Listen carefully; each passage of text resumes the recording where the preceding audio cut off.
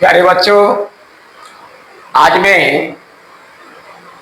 एक नया टॉपिक जिसका भाग 2 अर्थात द्वितीय विभक्ति क्लास 9, 10, 8 से ही है, 7, 8 से ही शुरुआत है। ये व्याकरण की चीज है जो अनुवाद बनाने में सहायताएं होती है और ऐसे भी इसको क्वेश्चन में पूछा जाता है। तो आज मैं द्वितीय विभक्ति के बारे में बता रहा हूँ। जो नए हैं इसमें वीडियो में आए हैं वो कृपया जरूर इसको सब्सक्राइब कर लेंगे। तो आइए आज मैं द्वितीय विभक्ति के बारे में बतला रहा हूँ। आपको पता है कि किसी भी सेंटेंस को बनाने में कारक का एक अहम भूमिका है, क्योंकि कोई भी शब्द तभी तक शब्द रहता है जब तक से विभक्ति चिन्ह नहीं लग जाता है। जैसे विभक्ति चिन्ह लग जाता है वह शब्द नहीं, वह पद कहलाता है, उसको एक पुष्ट मिल जाता है। इसलिए प्यारे बच्चों, अभी मैं आपको ये बताने जा रहा हूँ द्वितीय विभक्ति के बारे में कि द्वितीय विभक्ति का चिन्ह रहने के बावजूद भी उसमें कैसे द्वितीय विभक्ति लग जाता है। नहीं रहने के बावजूद, रहने के बाद तो लगता ही है, लेकिन नहीं रहने के बावजूद भी लगता है। कौन सी विधि है, किन किन विधियों पर, किन किन आधारों से उसमें द्वितीय विभक्ति का प्रयोग हम करते हैं। तो चलिए एक एक करके नियम बताते हैं। सबसे पहला है कर्मणी द्वितीय।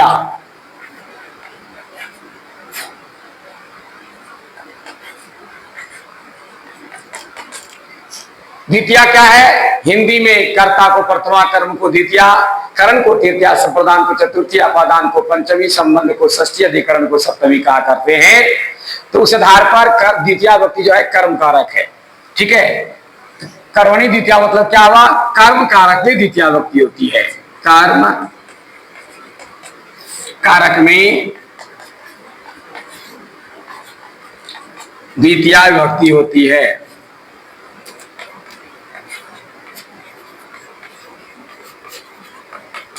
जैसे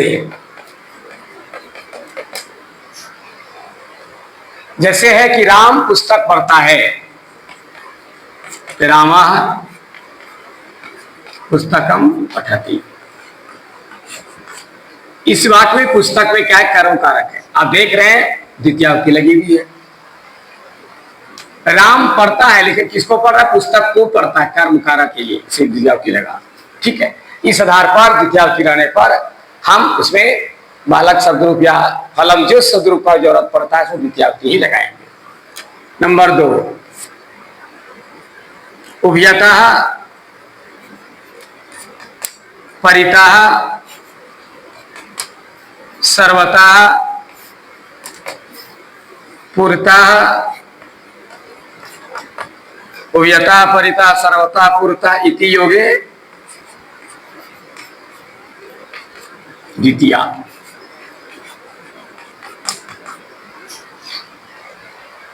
ठीक है, परीक्षा में ये नहीं रहेगा सीधा लिखा है कर्मणी के योग में कौन सी विभक्ति लगती है। कि ये साथ में इसलिए याद रखना पड़ता है कि ये मुंह में लफ्ज लगा रहेगा। कर्मणी जैसे पढ़िएगा नीचे देख करके जाने कर्मणी द्वितीय, तो आंसर बना लेंगे आप। ठीक है, उभयता, परिता, सर्वता योगी द्वितीय। उभयता मतलब दोनों ओर। उभयता का अर्थ होता है दोनों ओर। परिता में होता है चारों ओर।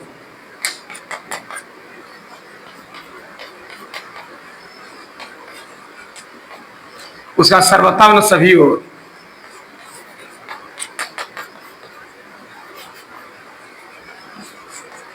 पुरता में सामने।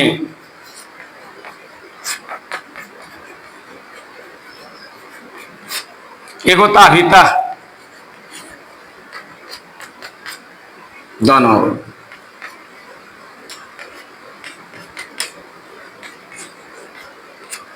इन सारे के शब्दों के योग में द्वितीय विभक्ति। योग क्या होता है? जैसे लिखा रहेगा विद्यालय के चारों ओर।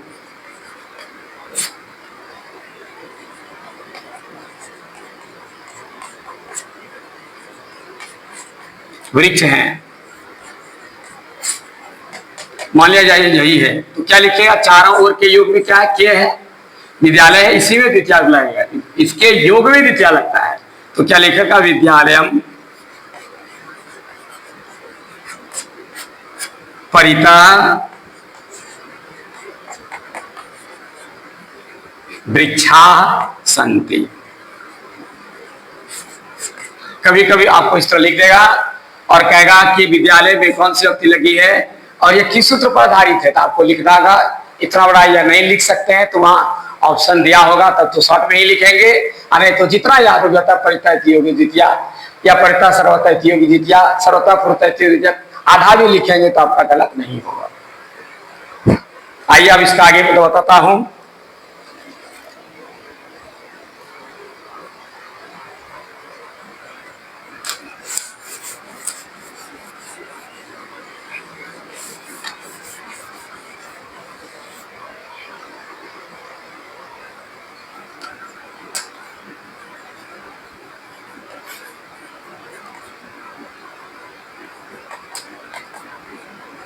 अधि सिंह अर्थासाम कर्मम, अधि सिंह अस्थासाम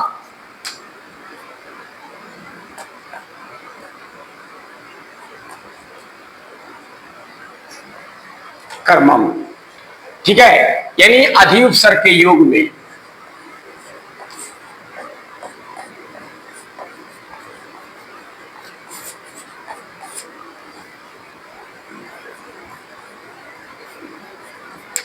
अधि उपसर्ग के योग में सिंह धातु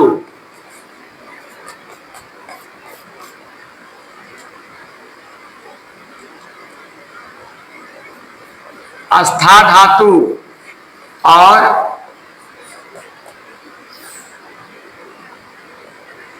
अस्था, उसके बाद आस धातु अस धातु रहे।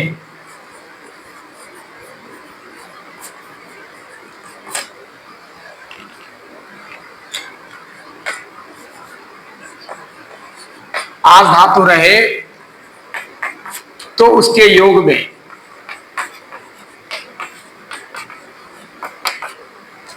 द्वितीया विभक्ति होती है।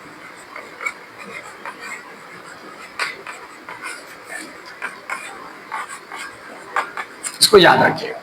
जैसे यथा, जैसे न बच्चा, ठीक है, संयाम आदि से थे।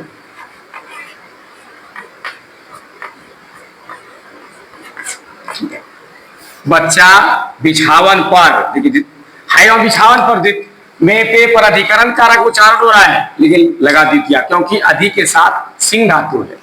ठीक है, उसी तरह ये हुआ सिंह धातु का, आस्था का,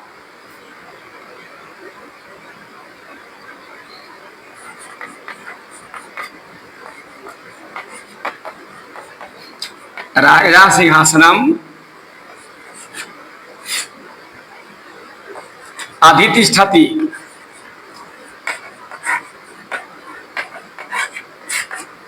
राजा सिंहासन पर, देखिए है तो अधिकरण कारक का उच्चारण हो रहा है हिंदी में लेकिन लगा यहां द्वितीया, क्यों? अधि के साथ अस्था धातु का बदलकर तिष्ठ होता है, तिष्ठति। इसीलिए इस आधार पर यदि अधि उपसर्ग के साथ सिंह अस्था या आस तीन धातु है, ठीक है, ये रहे तो आपका द्वितीया विभक्ति लगता है। आइए हम आगे आप ले चलते हैं आपको।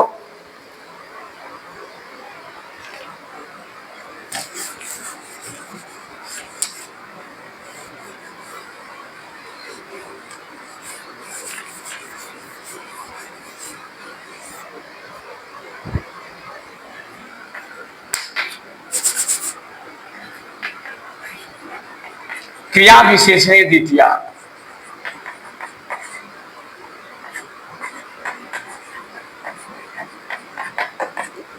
क्रिया विशेषण के पदों में द्वितीया विभक्ति होती है।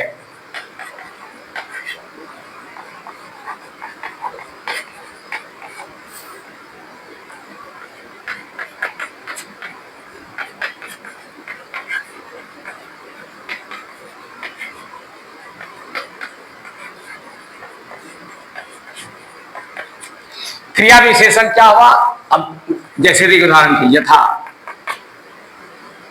क्रिया विशेषण किसको कहते हैं पहले ये जानिए, जो क्रिया की विशेषता बतलाए, ठीक है ना, जो क्रिया की विशेषता बतलाए क्या कहलाती है, क्रिया विशेषण कहलाता है। जैसे सीता मधुर गाती है, सीता का होगा सीता मधुरम, द्वितीय तो लग जाएगा इसमें, गायत्री,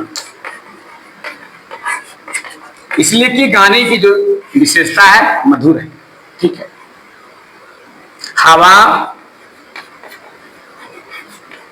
धीरे धीरे चलती है,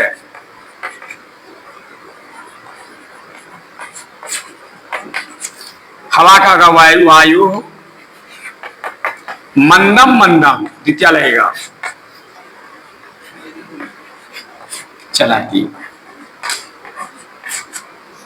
इस तरह से क्रिया विशेष में द्वितीय के बाद है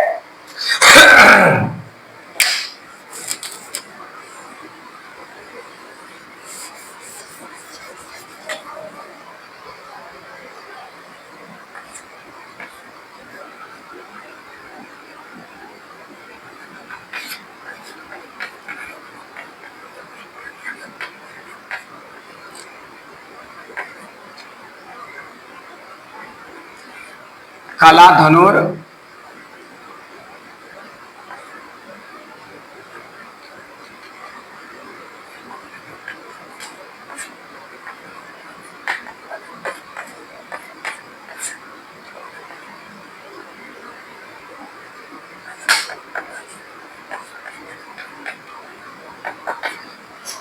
काला धनुर अत्यंत संजोगे द्वितीय।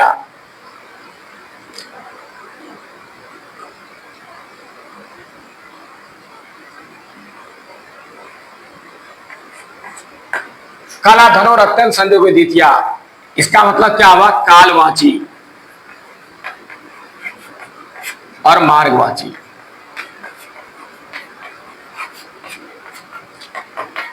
काल क्या होता है, समय का बोध होता है, काल बना समय का बोध होता है।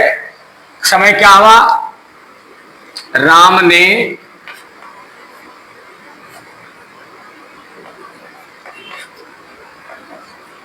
महीने भर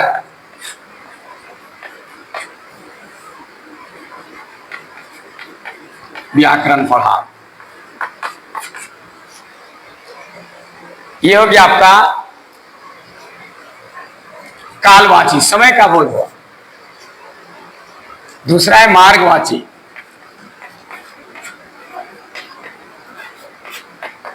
मार्गवाची में क्या आता है, नदी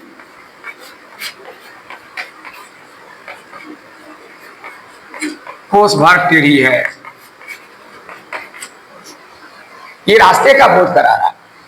जब कहीं भार या तक भी लिख सकते हैं, महीने तक व्याकरण पढ़ा, कोस तक टेढ़ी है, तक और भर का अनुवाद करने के लिए संस्कृत में कोई वर्ड इसका नहीं होता है, कोई मीनिंग नहीं होता है इसका संस्कृत में।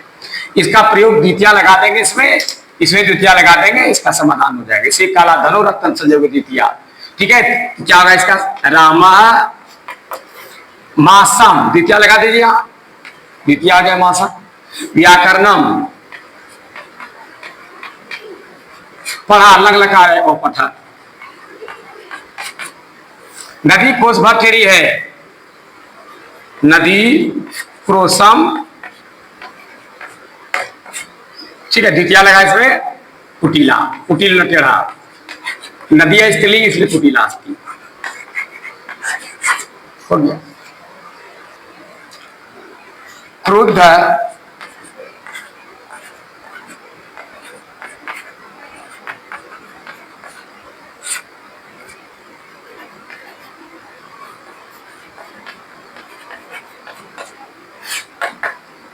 इति योगे द्वितीय,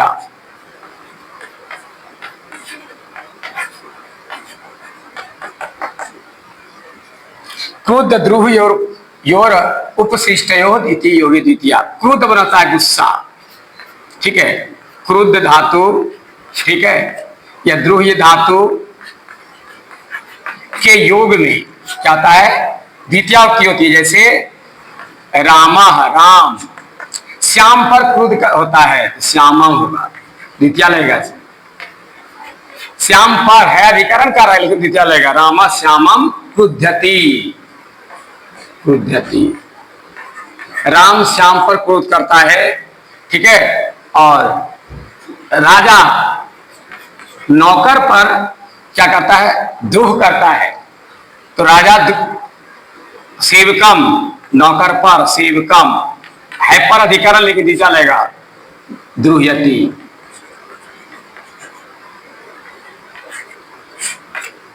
अनुसूयश्च या अनुसूया होगा, ठीक है। इस तरह से सारे बच्चों मैं आपको ये द्वितीय विभक्ति के बारे में जो महत्वपूर्ण था, जो बराबर परीक्षा में पूछा जाता है तो उसमें और भी, लेकिन जो मेन था महत्वपूर्ण है जो बराबर पूछा करता है, उसी से चुन करके मैंने आपको बताया। भली भांति आपको समझ में आ गया होगा, इसका रिवाइज करें। तब तक के लिए मुझे इजाजत दीजिए, धन्यवाद।